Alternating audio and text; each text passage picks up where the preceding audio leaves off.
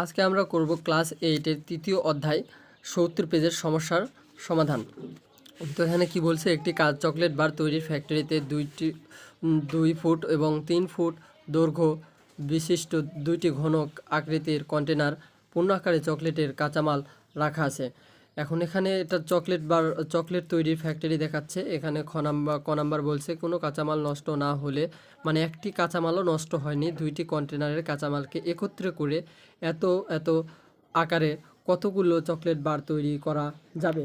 এখন প্রশ্ন হলো কতগুলো চকলেট বার তৈরি করা যাবে, এমন কোনো কাঁচামাল নষ্ট না হলে এত এত আকারে কতগুলো চকলেট বার তৈরি করা যাবে। তারপরে বলছে কি এত এত আকারে চকলেটটা বার তৈরি হলে কি পরিমাণ কাঁচামাল নষ্ট হয়েছে।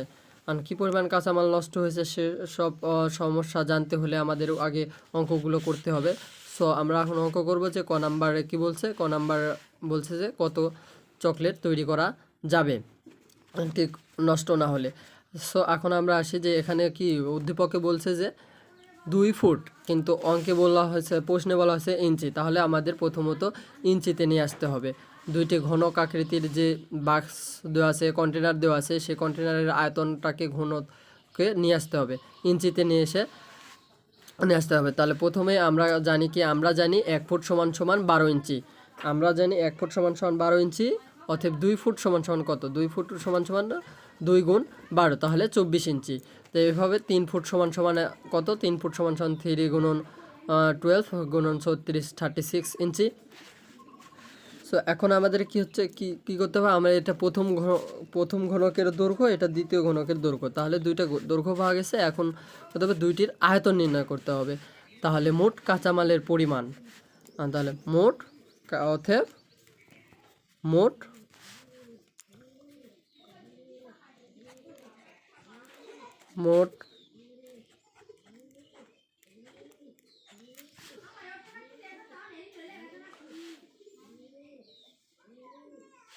কাঁচামালের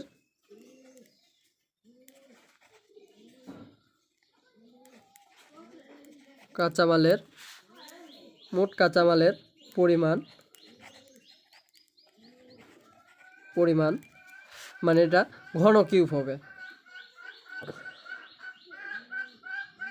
এটা 24 বাড়াইছে, 24-এর উপর হবে কিউব প্লাস টোটাল, মানে সম্পূর্ণ দুইটার যোগ করতে হবে, সম্পূর্ণ মোট 36-এর উপর হবে কিউব, এটা হবে ঘন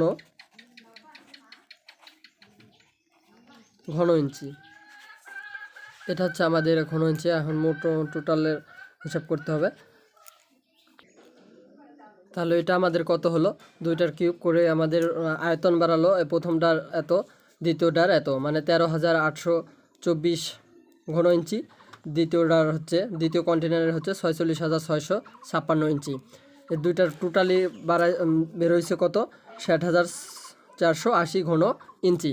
তাহলে এটা আমাদের কন্টেনারের কাঁচামালের পরিমাণ। তাহলে এখানে কত কাঁচামালের পরিমাণ এত হলে এখন চকলেট তৈরি করতে হবে কোন আকারে। এই একটি অঙ্ক দিয়ে আমাদের সব অঙ্ক হয়ে যাবে, এই একটা দিয়ে। বাকিগুলো এই এখন কাঁচামালের এই আকার দিয়ে অঙ্ক করতে হবে। এই যে 1 গুণন 2, এটা এই ইঞ্চি দিয়ে করতে হবে, তারপরে এটা দিয়ে ভাগ করলে এটাও হয়ে যাবে। তো আমাদের অর্ধেক অঙ্ক হয়ে গেছে। এখন এটা মানে কি, চকলেটের আয়তন নির্ণয় করতে হবে। প্রতি চকলেটের আয়তন, প্রতি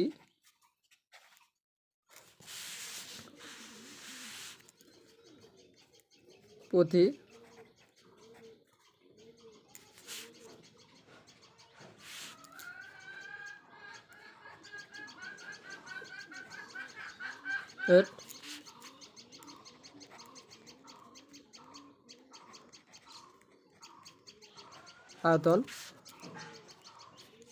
আয়তনটা হবে কত? 1 গুণন 1 গুণন 2 ঘন ইঞ্চি। তাহলে সমান সমান 2 ঘন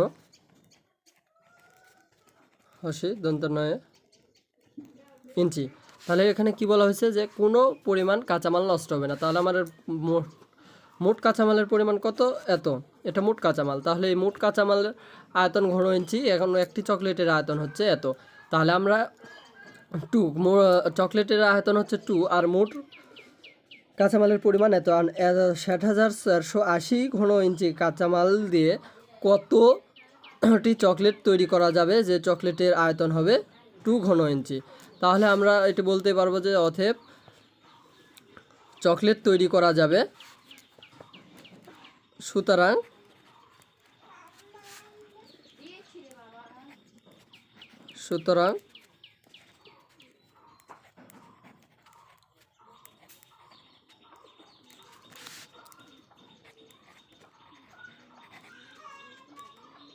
হবে,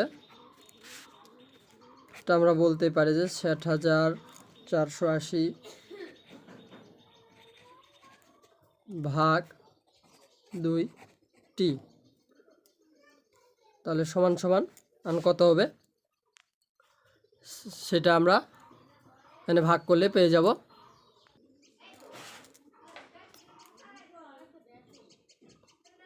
তাহলে এখন অঙ্ক কত হলো?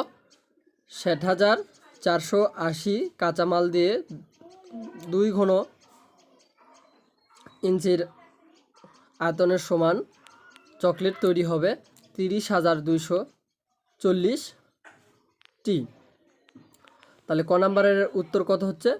30,240টি। এটা হবে ক নাম্বারের উত্তর।